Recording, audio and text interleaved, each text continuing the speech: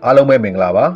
ဘုရားသခင်ကိုကျေးဇူးတော်ချီးမွမ်းပါတယ်ဒီနေ့တော့တေရင်မြေကြီးထဲမှာပဲအဆုံးသတ်ရမှုဆိုတဲ့ဆွဆွဲချက်နဲ့ပတ်သက်ပြီးတော့မှနားလည်ဖို့ရန်ကြက်များပဲတူတူကလေ့လာကြရမှာဖြစ်တယ်ဘုရားဘာသာအခြားဘာသာနဲ့ခရစ်ယာန်ဘာသာစင်ခေါ်မှုများအောက်ကတေရင်မြေကြီးထဲမှာအဆုံးသတ်ရမှုဆိုတဲ့ဆွဆွဲချက်ကိုချိပခြင်းပဲဖြစ်ပါတယ်ယောဘ14:10မှာဖော်ပြတဲ့ကြက်တွေဟာယောဘရဲ့လူသားအဖြစ်ဝမ်းနည်းပူဆွေးမှုကိုပြင်းပြင်းထန်ထန်ဖော်ပြထားပါတယ်။ယောဘကလူမှုကအသက်ချုပ်တဲ့ဖြစ်အာရော့သွား၏အဘယ်ရ၌ရှိသနည်းလို့မေးမြန်းပြီးတော့မှ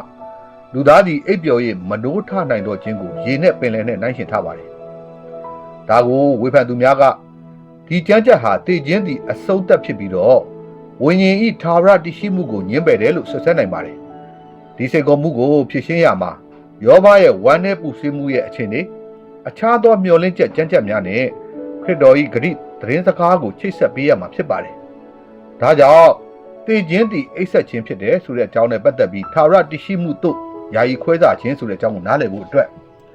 အဓိကကြမ်းကြက်ဖြစ်တဲ့ယောဘ14:10မှာလူမူကအသက်ချုပ်သဖြင့်အာရော့သွား၏အဘယ်ရ၌ရှိသနည်းရေသည်ပင်လယ်မှဆုပ်၍ကမ်းခြောက်တကဲ့သို့လူသည်လည်းအိပ်ပျော်၍မနိုးမိုးကောင်းကင်မချုပ်မချင်းအိပ်ပျော်ရာကမထရဆိုတဲ့ဖော်ပြချက်ကိုတွေ့ရမှာဖြစ်တယ်။ဒီနေ့ခရစ်ယာန်ဘာသာရဲ့တည်ခြင်းနောက်ကမျှော်လင့်ချက်ကိုတိုက်ရိုက်စိန်ခေါ်တဲ့မိကုံးကိုရင်ဆိုင်ရမှာဖြစ်တယ်။ယောဘ14:10မှာလူသေးရင်ရေခမ်းချောက်သွားတယ်လို့ပဲမြေကြီးထဲမှာအဆုံးသက်ပြီးတော့ပြန်မနိုးထနိုင်တော့ဘူးလို့ဘာကြောင့်ပြောရတာလဲ။ဒါကိုခရစ်ယာန်တွေယုံကြည်တဲ့ကောင်းကင်ဘုံနဲ့ထာဝရအသက်ဆိုတာမရှိတော့ဘူးလား။ဒီဖြစ်ဟာယောဘရဲ့ပူဆွေးဝမ်းနည်းမှုကနေလာတဲ့ယာယီခံစားချက်သာဖြစ်ပြီးတော့ယောဘကိုယ်တိုင်နဲ့ကျမ်းစာတအုပ်လုံးကတေခြင်းကိုအောင်နိုင်တဲ့မျှော်လင့်ချက်ကိုပေးထားတယ်ဆိုတာကိုနားလည်မှသာရှင်းလင်းပါလိမ့်မယ်။ဒါကြောင့်ကျမ်းစာအမှန်တရားဖြစ်တိဆောက်ခြင်းကိုပြုမှဖြစ်တယ်။ယောဘ၏ရှုထောင့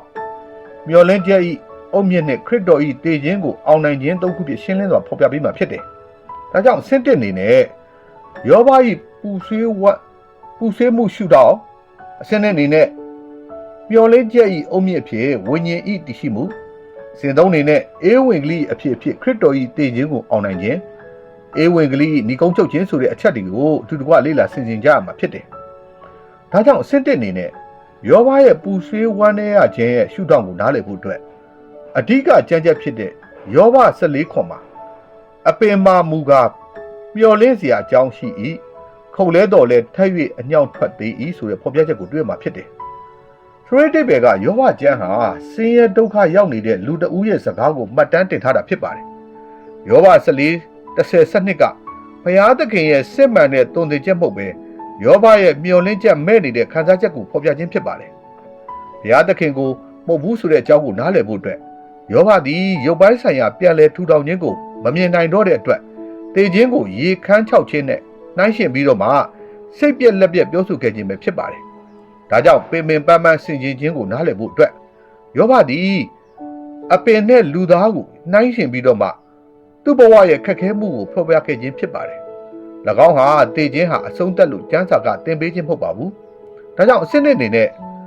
မျော်လင့်ချက်ရဲ့အုတ်မြစ်ဖြစ်ဝိညာဉ်ရဲ့တည်ရှိမှုကိုနားလည်ဖို့အတွက်အဓိကကြံချက်ဖြစ်တဲ့ယောဘ19:25-29မှာငါ၏ရွေးနှုတ်တော်သူအသက်ရှင်တော်မူသည်ကိုငါသိ၏ငါထဲကအသားပုတ်ပြတ်သည့်နောက်မှာပင်ဖျားသခင်ကိုငါမြင်ရလိမ့်မည်ငါ၏မျက်စိသည်ကိုယ်တော်ကိုမြင်ရလိမ့်မည်ဆိုတဲ့ဖော်ပြချက်ကိုတွေ့ရမှာဖြစ်ပါတယ်ဆိုတဲ့အဓိပ္ပာယ်ကယောဘကိုယ်တိုင်ပဲလျင်14:10မှာယာယီစိတ်ပြတ်အားငယ်မှုကိုကြော်လွန်ပြီးတော့မှထာဝရမျှော်လင့်ချက်ကိုဖော်ပြပေးထားတာဖြစ်ပါတယ်ဒါကြောင့်ရွေးနှုတ်သူဆိုတဲ့အကြောင်းကိုနားလည်ဖို့အတွက်ယောဘဟာသူ့ရဲ့အသက်ကိုရွေးနှုတ်သူရှိကြောင်းနဲ့ကိုခန္ဓာပျက်စီးသွားပြီးတဲ့နောက်မှာတောင်ဖျားသခင်ကိုမြင်ရမယ်လို့ယုံကြည်ခဲ့ပါတယ်။၎င်းသည်တေခြင်းသည်မြေကြီးထဲမှာအဆုံးသတ်ခြင်းမဟုတ်ပဲဖျားသခင်နဲ့တွေ့ဆုံမှုအစဖြစ်ကြောင်းကိုရှင်းလင်းစွာဖော်ပြထားတာဖြစ်ပါတယ်။ဒါကြောင့်ခရစ်ယာန်အမြင်ဖြစ်ကျမ်းစာတအုပ်လုံးကလူသားရဲ့ဝိညာဉ်သည်မသိနိုင်ပဲခန္ဓာကိုယ်သေဆုံးပြီးတဲ့နောက်မှာတေလွန်သူတို့၏နေရာမှာဆက်လက်တည်ရှိနေကြောင်းကိုသွန်သင်ပါတယ်။ဒီကြောင်းကိုလုကာ16:22-26မှာဖော်ပြထားပါတယ်။ဒါကြောင့်အစဉ်သုံးနေနဲ့အေးဝင်ကလေးရဲ့အဖြစ်ဖြစ်ခရစ်တော်ရဲ့တည်ခြင်းကိုအောင်နိုင်ခြင်းဆိုတဲ့အကြောင်းကိုနားလည်ဖို့အတွက်အဓိကကြံချက်ဖြစ်1:44မှာယေရှုသည်အသေးခံတော်မူ၍ပြန်ထမြောက်တော်မူသည်ကိုငါတို့သည်ယုံလျင်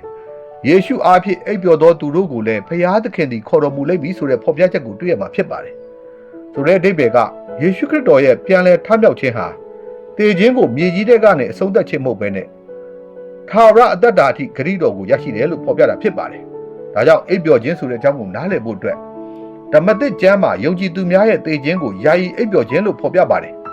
ဒီကြောင့်ကို1သက်4:13-15မှာဖော်ပြထားပါတယ်ယောဘ14:12ကဲ့သို့ထာဝရမနိုးနိုင်ခြင်းမဟုတ်ပဲခရစ်တော်ပြန်လာတဲ့အခါနိုးထခြင်းကိုရည်ညွှန်းခြင်းတာဖြစ်ပါတယ်ဒါကြောင့်အာမခံချက်ဖြစ်ခရစ်တော်ဟာမြေကြီးထဲမှာအဆုံးသတ်ခဲ့သူမဟုတ်ပဲတည်ခြင်းဤငရဲဤတည်ခြင်းနဲ့ငရဲဤတော့ကိုပိုင်ဆိုင်သူပဲဖြစ်ပါတယ်ဒီကြောင့်ကိုဗျာဒိတ်1:18မှာဖော်ပြထားပါတယ်ကိုတော်ဒီကျွန်ုပ်တို့ကိုလည်းတည်ခြင်းရဲ့အဆုံးသတ်မှာကဲနှုတ်ပြီးတော့ထာဝရဘုရားကိုပေးပါတယ်ဒါကြောင့်ဧဝံဂေလိဖြစ်ဒီကုန်းချုပ်ခြင်းကိုနားလည်ဖို့အတွက်မိတ်ဆွေတို့ယောဘ14:10-12ကလူသားတဦးရဲ့ဝမ်းနည်းပူဆွေးမှုကိုသာဖော်ပြခြင်းဖြစ်တယ်ကျွန်ုပ်တို့ရဲ့အဆုံးသတ်ဟာမြေကြီးထဲမှာမဟုတ်ပါဘူးကျွန်ုပ်တို့ရဲ့ကိုယ်ခန္ဓာမြေကြီးထဲမှာအိပ်ပျော်နေပေမဲ့ဝိညာဉ်ကတော့ဘုရားသခင်ရဲ့မျက်မှောက်တော်မှာဆက်လက်တည်ရှိနေပါတယ်ဒါကြောင့်ကျွန်ုပ်အနေနဲ့တင့်ကိုတိုက်တွန်းလိုပါတယ်တင့်ရဲ့အသက်တာကိုမျောလင့်ချက်မဲ့တော်တည်ခြင်းဖြစ်တဲ့မြေကြီးထဲမှာအဆုံးသတ်ခြင်းကနေရောကဲနှုတ်ပြီးတော့ပြန်လဲထမြောက်ခြင်းရဲ့ဂရုတော်ကိုပေးနိုင်တဲ့ယေရှုခရစ်တော်ကိုယုံကြည်ပါကိုတော်ကိုယုံကြည်ခြင်းအဖြစ်သင်သည်တည်ခြင်းကိုအောင်နိုင်သောထာဝရဘုရားကိုပိုင်ဆိုင်နိုင်ပါလိမ့်မယ်လို့ဖိတ်ခေါ်နေခြင်းဖြစ်ပါတယ်ဒါကြောင့်ဒီနေ့ဖော်ပြခဲ့တဲ့အကြောင်းအရာတွေဟာတည်ရင်မြေကြီးထဲမှာအဆုံးသတ်ရမှုဆိုတဲ့ဆွဆွဲချက်ကိုခြေပခြင်းဆိုတဲ့အကြောင်းနားလည်ပြီးတော့ဘုရားသခင်ပြုလုပ်ပေးတဲ့ကျေးဇူးတော်ကိုရွေးချယ်ဝန်ခံတတ်စေဖို့ရန်ကြံ့ကြက်များဖြင့်ဖော်ပြမျှဝေခဲ့ခြင်းဖြစ်ပါတယ်နားထောင်သူအားလုံးပေါ်ဘုရားသခင်၏ကျေးဇူးတော်တက်ရောက်ပါစေအာမင်